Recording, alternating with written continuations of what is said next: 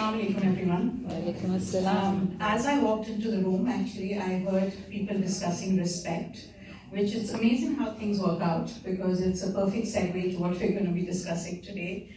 So before we go any further, just take a minute to let's reflect on this. Children these days love luxury. They have bad manners, contempt for authority. They show disrespect for elders, and they are tyrants. They no longer rise when elders enter the room. They contradict their parents and tyrannize their teachers. So for those of you who know where that comes from, just hang on. But for most of us, do you agree with that statement? And remember, the first thing we talked about was honesty. Huh? Not necessary. Sorry? It's too general. Okay, what else? No, I disagree with it. Okay. I agree. Okay. Partially agree. Okay. I totally agree. You totally agree? 100%. So do you think that this is very reflective of the youth today? No. Yeah. Okay. Okay. So, does anyone know where this comes from? It's Socrates. Really? Yes. So it is several centuries ago. But the good thing is that the generation gap is not a new thing, right? So people from time immemorial have thought that the youth are a lost cause. Okay. So today, inshallah, we will look at some of that. And you know, the idea is obviously I did not know how many youth would be in the room. So because you're here, we're going to talk about, you know, our generation or whatever that means, okay? So first of all, we'll talk a little bit about, you know, what do we mean by a generation gap? So who are the generations that are interacting today? And what is the current reality? You know, how are people living? How are they interacting? Is it working? Is it not working? And obviously, you know, we will ask the question that if things are not working, why do they need to change? We will talk about the building blocks of intergenerational relationships, and then we will talk a little bit about what we can do starting today. Because, you know, theory is wonderful, but if you take a little piece of paper and you put theory on the top and action at the bottom, what do you think happens in the theory column? Sorry? Nothing. Nothing happens in the thinking column, right? Our life only changes for the better, hopefully, when we begin to take action. So it's well and good to, you know, have all the theory, but unless we don't know what to do starting today, nothing's really going to change. So does this, I mean, obviously, and just to, you know, give you a little bit of, when I prepare for anything, this could be a whole weekend, or it could be a book, right? So I can tell you now that we're not going to cover everything. So just relax, okay? And what I can do, if it would be useful, is to send you the slides later on, if that would be helpful, and then you can, you know, catch up with whatever we are missing, okay? So who are the generations who are interacting today? Now, again, before we go there, what is the purpose of this, right? It's not, you're not going to be tested on which generation, you know, behaves in a certain way. But the idea is to give us some context, you know, why are sometimes things challenging when generations are acting or interacting with each other. So a generation gap is differences of outlook or opinion between people of different generations. And obviously they have actions, beliefs, ideas which are different from each other, okay? And obviously the more life expectancy increases, the generation gap is believed to be wider. And we know now that the generations that are alive today are many, you know, there's 5 or 6 generations that are alive today because people are living longer. And obviously, you know, so there has to be some way of interacting with each other. Obviously, we think about the generation gap in a sense that it is challenging. It, you know, it complicates communication and creates conflict, right? Now that's one way to look at it. Another way to look at it is a generation gap can be a frustrating lack of communication or a useful stretch of time that separates cultures within a society allowing them to develop their own character. So this is one way of looking at it more hopefully. Also, when we bring the Quran into it, the Quran talks about diversity as what is the purpose of diversity? To learn from one another. To learn from one another, right? To get to know the other person. So it can be a good thing or a challenging thing, right? So let's talk about the generation starting those born between 1925 and 1945. They are now 70 plus and they are known as the silent generation. The generation before that, by the way, was known as the greatest generation. I don't know why. Like, I'm still, confused about that. But anyway, these folks are called the silent generation. And what is the historical context of it? They lived during the Great Depression and during World War. Okay. The defining features of this generation are what? They are loyal. They, many of them will work in the same company for their whole lives, right? They grew up with authoritarian parents. They believe that they should be seen and not heard. They don't like conflict. They will do anything to avoid conflict. They follow rules, okay? Obviously, these are pre-feminism. So the rules of people were very clear. The man was the breadwinner, he went out to work, the woman looked after the house, even the women who worked was obviously out of necessity, and marriage was obviously for life.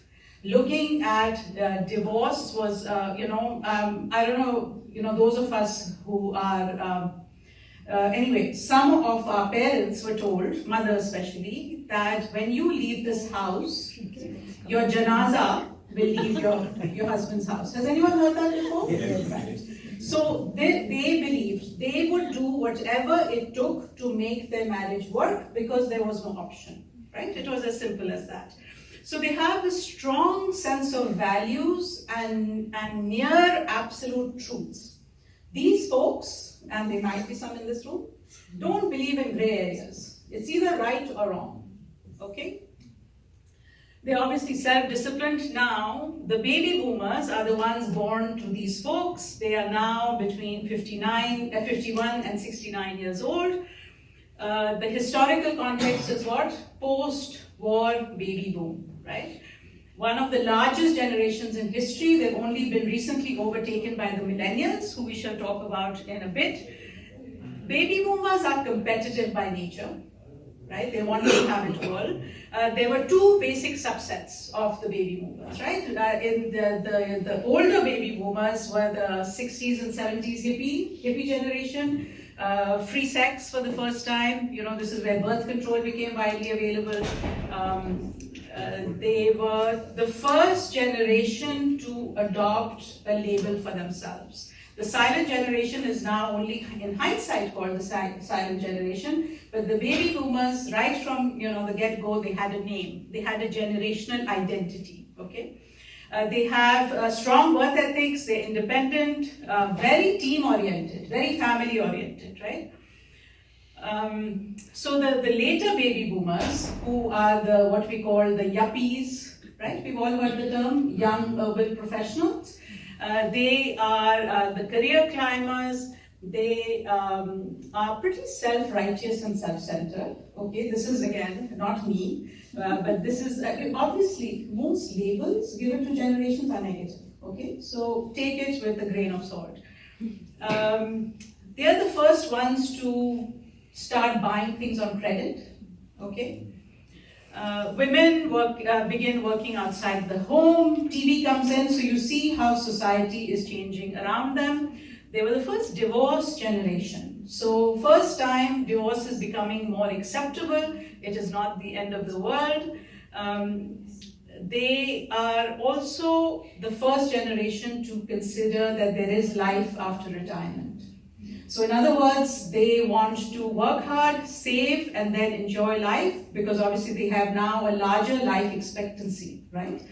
So instead of sitting in a rocking chair, they would rather go skydiving, maybe not all of us, but some of us, and they take exercise, hobbies, they do all of these things which obviously we know from longevity research that if you do all of these things, if you have purpose in life, you're likely to live longer.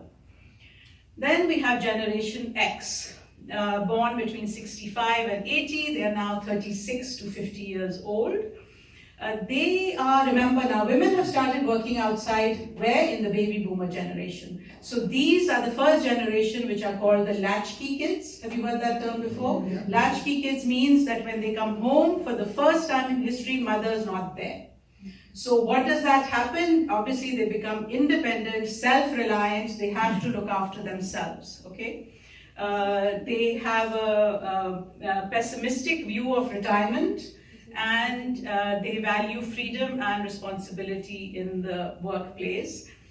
This is the first time of beginning to be obsessed about individual rights, and they feel misunderstood by other generations for some reason, okay? They don't feel like a generation, but they are. So in other words, the baby boomers, those of us who identify as baby boomers, we're very comfortable. We know we are baby boomers, right? These folks, and the millennials are very comfortable being millennials. However, the Generation X is in between, sort of, right? They average 7 career changes in their lifetime, which is pretty big, right? This is the time of AIDS, the first time when the world is dealing with some such stuff. School problems. For the baby boomers, you know what the school problems were? Talking out of turn and chewing gum. For these folks, the school problems are about drugs. This is the first time where drugs become widely available. They are into labels and brand names. They are late to marry and quick to divorce. Okay, so this is the time when things in the family start unraveling, so to speak. Right? Okay. It's also the beginning of tolerance, by the way, of the idea that you can't, because remember the silent generation, it was very black and white, right? Now we're seeing more gray areas, and people are beginning to accept others. Generation Y is the millennials. They're the most widely researched and talked about generation, right? They consider themselves, they're very comfortable with the label of being a millennial, right? They are, what is the context of the world is 9/11, it's guns. So it's no longer about drugs, although, believe it or not, crime rate in the world, and by the way, I'm talking about North America right now. I hope I'm not speaking for the world, okay? In North America, actually, crime rates are going down, contrary to what we might believe. However, these folks feel very unsafe because of the guns. The violence is of a different type. That's the first thing. The second thing is now with social media, they get news in an instant, right? So, and it is causing, a lot of anxiety in this generation. I would say that this is a very anxious generation, right? They often viewed as selfish and lacking in drive, but again, remember the context. So the baby boomers and the X generation who are parenting these folks, they are hyper vigilant. They want their kids to be happy. They want to, they are having less kids, so each child means a lot more. And they are doing everything in their power to make the child's life as easy as possible, okay? And then they're complaining that these kids are very selfish. They're more purpose-driven. This is something which is not discussed very much. It's not that they don't have a thing. It's anyway, we'll talk a lot more about that. They're nurtured by omnipresent parents. So even when the parents are sitting at home, they're watching their child on nanny cam at the nursery. Okay. They do like to work, but they do not want the work to be their life. This is very different from previous generations. These kids will work while they play and play while they work. Do you know what I mean? Like no longer are people sitting in office and working. So their boundaries are very blurred between what is work and what is play. They schedule everything. Have you ever met a millennial who, you tell them, no, don't. We have to go to auntie's house. Why didn't you tell me before? I have plans, right? Even an 11-year-old or 8-year-old will tell you that. They feel enormous academic pressure, and they do feel like a generation. They have great expectations of themselves. They prefer to work in teams. They have unlimited access to information. This is the first generation that when they have questions, those of us who have older kids, when the kids were young, we used to be driven crazy by mommy what, mommy how, right? This generation is not asking the parents, they are asking Google, right? Which obviously makes it very, very confusing on how to deal with them. And because parents are no longer the know-it-all authority in their lives, right? You tell a child something, this is haram, they will actually look up all the sites and quote you all of the risala to tell you why it is not haram and what are the exceptions. Okay. They have been told over and over again that they are special. So clearly they have become used to being treated as such. And they do not live to work, we already said that, right? Now, we'll just quickly go over the youngsters up to 20 years, Gen I, Boomlets, Centennials, Gen Z, they're called all sorts of things, okay? Basically, the jury's still out on this generation because they're still quite new, right? But basically, 9/11 is now part of history. However, Googling is a verb, Amazon is the king. I don't know about you, but young people even buy their toilet paper through Amazon, right? They will not go to stores, they only let their fingers do the shopping, right? Most of them own their own cell phones, they have never known a world without computers, and Google answers instead of asking the parents, which means they're shifting the parent-child hierarchy and the dynamic, okay? So, are you surprised that there's a generation gap? When we see the context, people are behaving exactly appropriately to their historical context, to what is going on around them, right? Why is this so important to understand? Because when we are, quote unquote, dissing other generations, we need to understand what context they're coming from and how their culture and the environment is shaping their consciousness, okay? So what is the current reality? By the way, any questions or comments before we go? We can't really go too much off track because there's a lot to cover, but if there was a quick comment or a question, feel free. Very quickly, respect is respect, no matter what generation. Okay, we will come to that. Thank you. Okay. Thank you. Respect may not be what you believe it to be. Right, that's the problem. Okay, so the great divide, what is it that causes the culture clash or the generation gap? First of all, each generation tends to negatively stereotype the other, right? So whatever we talked about, in a sense, it is labeling and it is stereotyping. Each generation has different perspectives, and now obviously we have this whole thing about technology, which has changed life forever actually. It's never going back, okay? So those of us who yearn for a different time, we can mourn it. Differences in language, life experiences, history, communication styles. Today's generation communicates in a radically different way than previous generations. The baby boomers were pretty much, they were told to keep down their emotions and, to suppress, right? Then we had the generation where it was let it all hang out, vent, which was really bad advice for most people, but anyway. And now we don't have emotions, we have emoticons, right? So we express everything, and I do too, by the way. If you're happy, you have, and I always wonder what the other person means by this emoticon, right? Is it the same as what I'm meaning? But anyway. Then we have people getting more and more segregated by age. So what do I mean by that? So part of this research, by the way, is from the UK, because that was the most current one, so I took that. But we can assume, because when I've done cross-referencing, most of the things that happened in England, in the Western world, are fairly similar, even though the numbers might be a little bit different, right?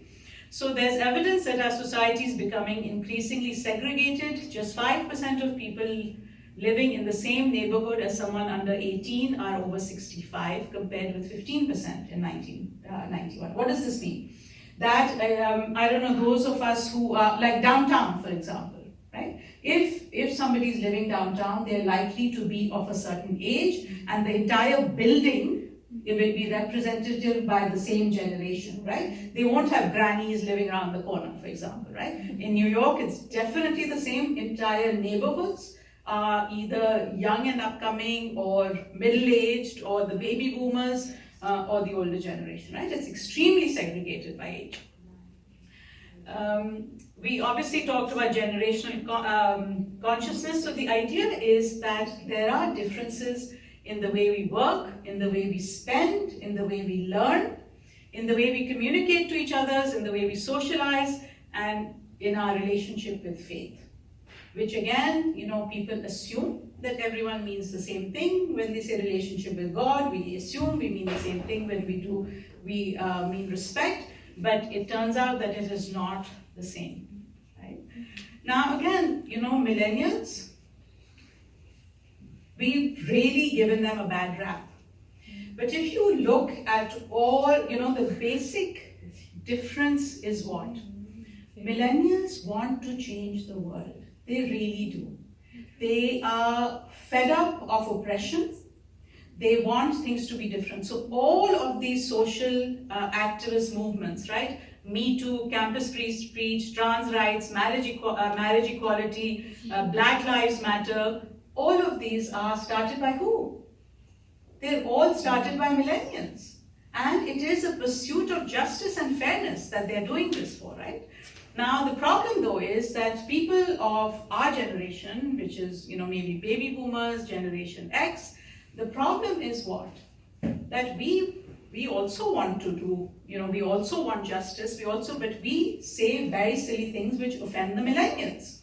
So how many of us, like, I don't know about you, but with my kids who are activists, especially the girls, I am perpetually making huge mistakes, right? If I start, if all food is political, water, oh my God, is really political, right? How you say, what you speak, if you tweet the wrong thing, it's a microaggression. I don't know if any of you can sympathize with this. But so we are, the two generations, the baby boomers and the Generation X are pretty confused. Like, we don't know what to do because we also want justice, but the way these children are thinking about justice can really expand our consciousness, okay? So why do things need to change? Why do we need to build bridges? First of all, we know that for our health, well-being, mental and emotional well-being, having long-term connections and having relationships is the #1 predictor of health and happiness. More than giving up smoking, more than exercising, right? There's a lot of research coming out now that if there's one thing you're going to work on building relationships, okay? Now, for children, why do things need to change? This whole idea of the nuclear family, that, it's me, my business, grandparents should not interfere, that I should live according to my own values, has been a massive failure. Because it turns out that children need 4 to 6 caring adults. They do need a village to bring them up. They need different perspectives, they need different generations, right? By the way, this is a different workshop, but there's a lot of research about when children feel connected to an intergenerational self, which means when they are in touch with other generations, they feel more secure, they are happier and more well-adjusted. They get way too much peer socialization. Again, these generations that are coming up now, so even say the whole family is sitting together, you go to somebody's house for dinner and it is a family affair, and the youth, even though they may be in the same room as the adults, which rarely happens, but even if that's the case, they're on their devices only talking to other peers. And this is not actually healthy. To be only communicating with peer groups is not a healthy way to live. For elders, obviously, we know that having relationships with younger people is hugely beneficial. And when I'm talking about relationships, I'm talking about a two-way relationship. Again, a lot of research about how much value older adults can add to the life of young people. In our cultures, we have this idea, and it's different, because in the very old days, it used to be that you respect your elders and they have something to teach you, right? Yesterday we were at an event, and there was a 96-year-old who wanted to speak. He was the founder of the organization, actually still loves to talk, and is all there, really inspiring human being, right? And he went up, and he was talking for a while, and he's made a lot of sense. But I remember, because I felt responsible because I had guests there. And I kept on looking at my watch, right? That, oh my God, are these people getting bored? What's happening?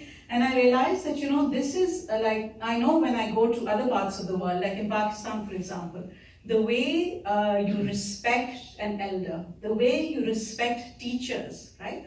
The way you respect a healer. I remember going to a homeopath, and it's amazing how it works, because there's hundreds of people waiting in line, right? And of course, I had 1 million things to do, so I kept on looking at my watch, kept on going up, and when's my turn gonna come? And so he didn't tell me anything directly. I think he was very respectful. But I did hear him telling other people that, listen, you are getting shifa from this door. Just sit. What you have to do. And the idea of putting aside your own agenda and just listening to somebody who has something to teach you, which may not be, now we want the answers immediately, right? We are not willing to listen to the breath to get the nuggets. Because Google obviously answers, and it always tells you, right, how many seconds it took, and it's always under 5 seconds, right? So it's not surprising that we are used to getting information very, very quickly. But the idea is that, the older generation have a lot to teach us, but the way we live our lives is coming in as a barrier to that. For young parents, obviously, intergenerational relationships are hugely helpful, because I know I brought up kids here without any family support, and it is not easy. I remember every time I would go back home, I would fall sick, and my parents would say, what's wrong with you? And I'm like, you don't understand. Over there, I cannot fall sick, right? Because if I fall sick, life stops. Like, my kids can't go to school, there's no food in the house. So, my body just waits. It waits till I have support to do that, right? Also, when parents, because let's face it, we all make huge mistakes as parents, right? So we have some unfinished business, and when grandparents come into the picture, it is our chance to heal relationships. Parents who have been very strict with their own children turn out to be real softies as grandparents, right? Some of us are nodding in recognition. So the idea is, it gives us life, gives us a second chance. And it is a huge, it's a huge way to heal intergenerational hurts, right? Also, if children never meet people from other generations, they are very concrete. Children only know whatever they see in their life is normal, right? So if they can see generations interacting with each other, and so they normalize it. They normalize aging as a part of life. They normalize sickness, loss of ability, all of this as a normal progression. So connections between generations are essential for the mental health and stability of a nation. Also, the idea is that, very often we think that the older generations are just taking resources, that they're not really contributing anymore. And again, I think it is two ways. It is also how the generation thinks of themselves, and it is also how others view the generations, right? So in our communities, we do see, elders that, once people get to be a certain age, we automatically assume they are the ones needing the support and we are not getting anything in return, right? And given that these generations have such a me first attitude, that's what makes it so challenging, right? If we change our mindset to recognize how much value added the different generations can give us, it can be a different kind of relationship. Also, we know that social support and communication is a huge protective factor for the elderly in terms of depression and even mental acuity, right? Okay. Is it really warm in here or is it just me? It is warm, right? And I can see a lot of people falling asleep. And I'm trying not to take it personally, but it's okay. So bridging the gap, what can we do? Although there are many things that separate us, there are also things that unite us. So what are some of the things we have in common?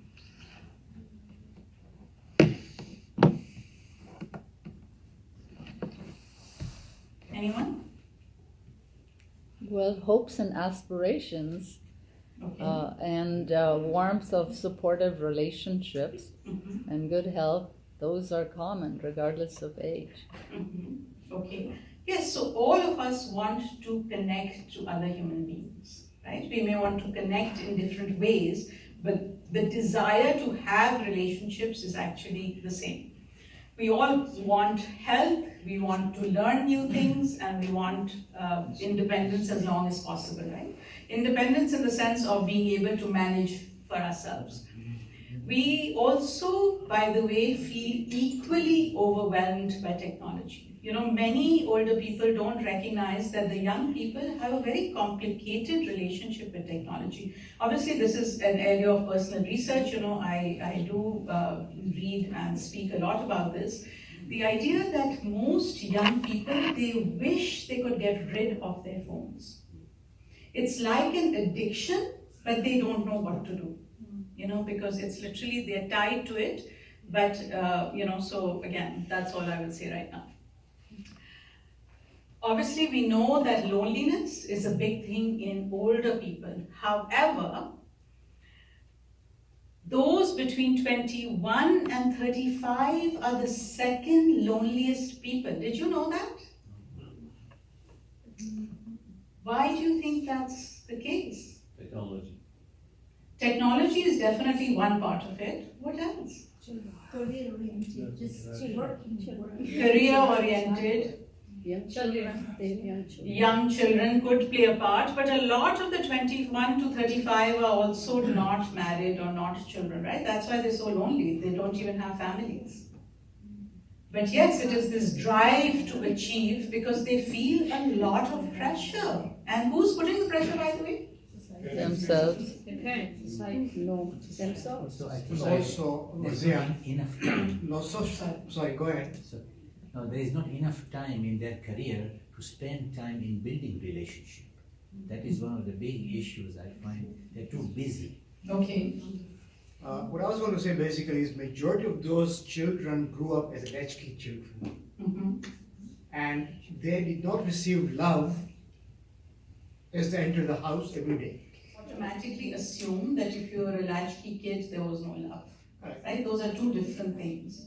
Okay. No, love waiting for them. I didn't want love. Okay. Love waiting for them. Okay. And even if a mother, for example, was at home, but she was not emotionally or mentally present, if she was sick, if she was looking after other people, she had 5 other kids, it was the same experience, right? So let's not only blame working mothers, please. So yes, at 35, men feel more isolated than any other time in history. Again, in their life, sorry. So again, the idea is that women do generally, initiate social interactions. For men, this is a big issue, right? And we know that especially when men lose a spouse, for example, things are much more bleak for them than for women. 1 in 5 young mothers says that she always feels lonely. So the idea is that loneliness is not only for the older generation. Okay.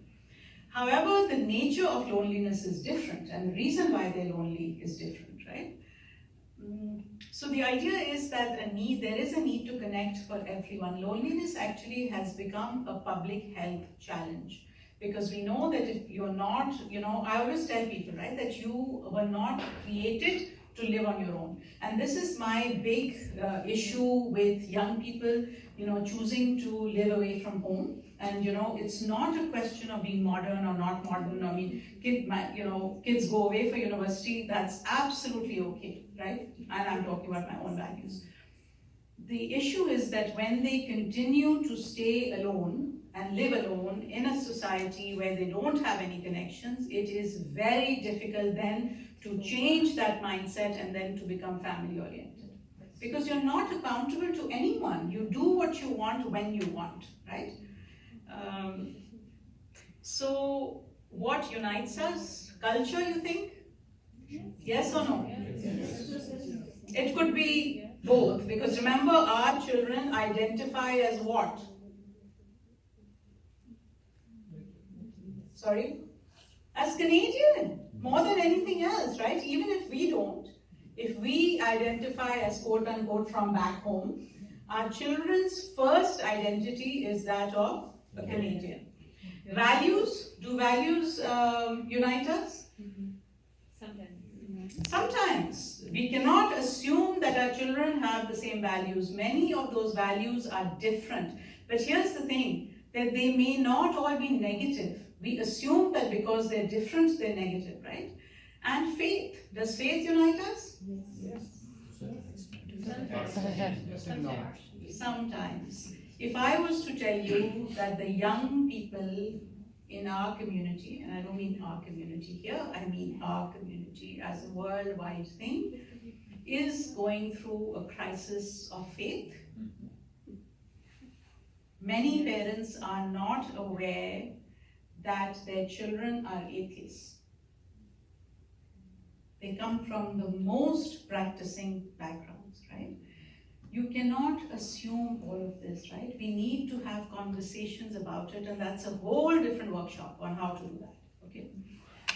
So what are some of the ground, the foundations of intergenerational relationships? Respect, reciprocity, resilience, and real communication. So who's the youngest person? One of you? Okay. So, and who's if I was to ask, not to pick on you guys, what does respect mean? 2 or 3 words. Accepting other points of view. Really? No? Okay. Like speak for your generation. Listening. Sorry? Let the older people take the first Let the older people, well done. Okay, speaking like a true member of your generation. Let the older people take the first move. Is that okay? Good. What else? So please don't be so enlightened, okay? Like play the role of someone from your generation. I think the way you speak, language. Okay, well done. Language, right? Respect is language, not speaking in a tone, not using certain words. What else? Caring. Sorry? Caring. Caring. Yeah. Caring about what mother feels or what father feels, right? Let's be honest. Okay, now the youngsters. What does respect mean to you? I think just if somebody's sitting down or you say salam first, or if somebody asks for tea, listen to the older before the younger. Or if you're somebody sitting down and they, if you want to say salam to them, don't make them get up, sit down and then say salam. Okay. So that would be respect. Okay, what else?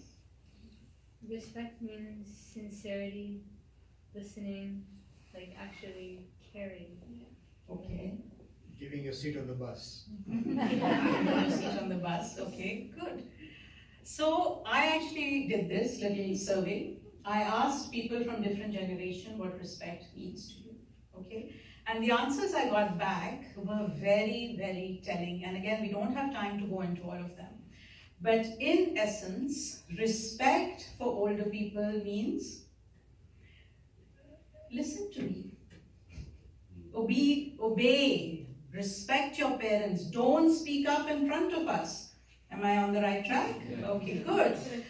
Okay.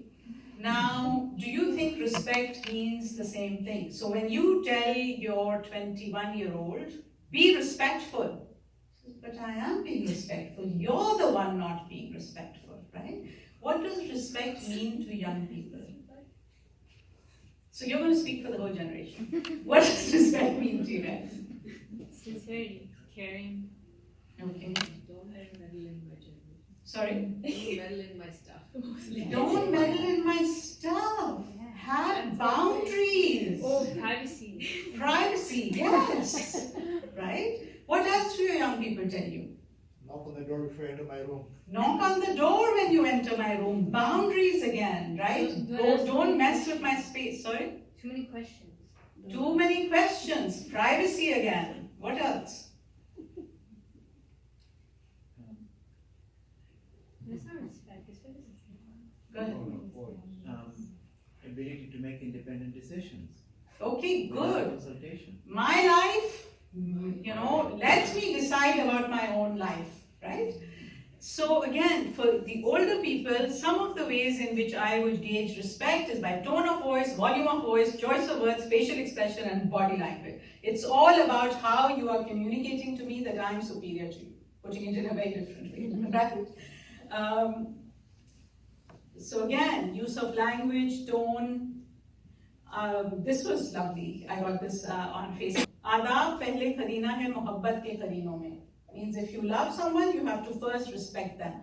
And what is respect? It shows the deep desire in the heart of the person through body language regarding achieving the role model qualities of a senior guide, teacher, or parent.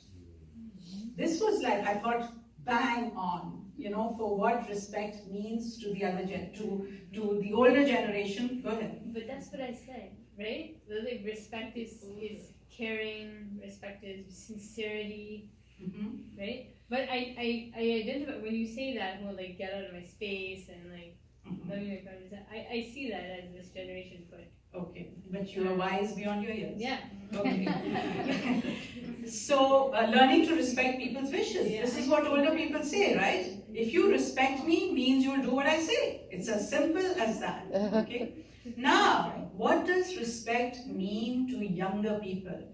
It means the willingness to understand that the other person in the relationship is a full person with feelings, thoughts, abilities, values, and rights of their own. We are, and I'm talking about, the older generation, do not think of respect this way, right? For young people to accept that they are different from us, that they have their own views, and to let them make their own choices is what is respectful for them, right? So understanding that I'm a human irrespective of my gender, creed, age, race, societal and marital status. It's knowing that I hold opinions, am and can be vocal, and I have the right to voice them. This is the opposite of respect for older people. The right that a younger person should be able to voice their opinions. Most of the elders in our community would think of that as disrespectful, right? So can you see how different it is? And so do you want to still go back to what you said? Respect is obvious, right? Not so. It's really not that obvious. We are different and separate. So basically, to summarize it, for young people, acceptance of difference and accepting my choices even if they are different from yours. This is what respect means to young people. For the older people, it is the way you speak to me, your tone of voice and body language, and respecting my wishes. So comments. Was that surprising? Yes. Good, I'm glad, alhamdulillah, right? My 5-year-old doesn't want to call me grandpa, wants to call me Murtaza. Okay, and what did you say to that? Go ahead. So may I suggest that there may be a different way? So, again, the way we deal with it is either no or yes. I mean, I say whatever you feel is right, do it for So now. hang on, so you're going to let a 5-year-old decide what's right? Give them that freedom to think at least. Okay, so may I suggest, a 5-year-old does not want to be in control. A 5-year-old feels very insecure She's different. when there is no boundaries. So what do I know? I'm only a parenting expert, right? But however, let me suggest, and it's just a suggestion, right? The idea, so here's the thing, and this is what the generations have done, right? The baby boomers, and we're trying to do different by grandkids. We, a lot of, we were brought up very authoritatively, okay? The way we parented our kids, and I'm talking about people younger than me now, God, I'm just getting older and older, but anyway, they have gone the complete opposite. So from being authoritative, people are now permissive, right? Whatever goes, sure, you want to call me Murtaza, go ahead, just be happy, Beta, just be happy, whatever you feel is right. This is not healthy for children. Really, it's not, right? We do it all the time, it's not healthy. Why? Children need limits, they need boundaries, but not in the way the boundaries were set before. It's not going back to the past. So here's the thing, on a parenting scale, there are two axes. One is responsiveness or warmth or relationship, and the other one is limits, right? In the old days, there were only limits, there was no relationship, right? The mistake a lot of us made as parents, there was only relationship and no limits, right? Do whatever you want. The idea is that we need both a relationship and limits. Does that make sense? So, and time and time again, what research shows is that the youth who go really off track these days is because they feel completely insecure. They don't, it's a child's job to push. That's their job, right? If they don't know where the limit is, they are extremely insecure. Children do not want to be in charge of things that they are not capable of being in charge of. I don't mean to pick on you at all, right? They push the limit. Exactly. So these are just some things to consider for us. So the idea that obviously in order to build a relationship with another generation or a person from another generation, we need to look just beyond respect. If it was only respect, it would be a very, I can respect a lot of people I don't love, right? That I don't want to be related to. Like I can respect everyone. The idea is that we want to build a warm and close relationship with someone. We need to go beyond, which means we need to show love, affection, and appreciation, okay? Now, the thing about appreciation is that it first starts in our head. What do I mean by appreciation? So why did I spend so much time talking about what the millennials, for example, have to offer to us? Because if we, in our mind, have this label about an entire generation, that they're disrespectful, they, whatever, like the quote that we started with, right? That they're selfish, self-centered. If I truly believe that a person is like that, first of all, they're going to get it by my body language, by my, by the energy that I'm giving them, right? And my idea, my label is really going to stand in the way of building a relationship with them. So until and unless each and every one of us, the person that we want to build a relationship with, if we just let go of the labels and start looking at the person for who they are, not as a member of their generation, but as another human being, okay? And again, the idea that if we role model respect rather than demanding it, it is much more effective, okay? The second thing that we need to discuss is structure.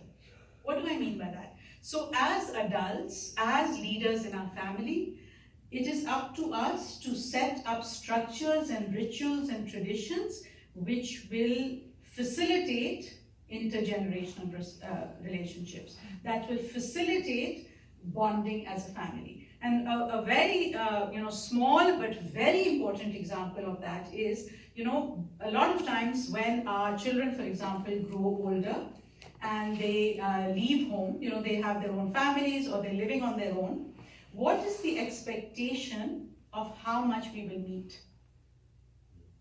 What is the expectation?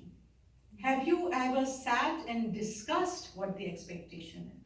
Is there a regular time where everyone shows up? So, one of the things that's really worked in our family is that in my parents' house and before that in my grandparents' house, weekend meal was and still is an expectation. Whoever is in town from the family automatically just shows up for Sunday lunch. That's the thing that we do, right? So that is a structure. A lot of times, just yesterday or 2 days ago, I was talking to a friend of mine who's got 2 grandkids now, and I said, how often do you see them? She said, oh, it's always a struggle. It's always a struggle because they're very busy and so I would love to see them more than I do. And how many grandparents can relate to that, right? A lot of us are yearning to see our grandkids, but we don't have the mechanism by which to make it a consistent and ritualized thing. Facebook. If that's good enough for you, fantastic. Okay. So, if we have a tradition, the family gathers together, and these, by the way, are things that hopefully we should start doing before the kids leave home, right? Because once the kids have left home and spouses come in the picture, there will be pushback. But if the spouses already know that this is a thing that happens in their family, then it is just much easier to embrace. Does that make sense? So again, and it could be many different traditions or rituals, right? The idea is that we as leaders in the family, we need to actually make a plan. We can't, always be expecting for the other person to make the first move and be waiting. A lot of us are spending a lot of time waiting for people to get in touch with us, whether it is young people or older people, right? So taking action in 5 minutes or less. Who's going to go first? Whose responsibility is it to make this happen? Sorry? Elders? Sorry? Anyone else? Woman of the house? If we're talking of 3 generations, Okay. the middle one has to move on both sides. Middle one has to move on. Okay. Okay, all valid points, right? Sorry? It's a discussion. It's a discussion. Okay, can I suggest something?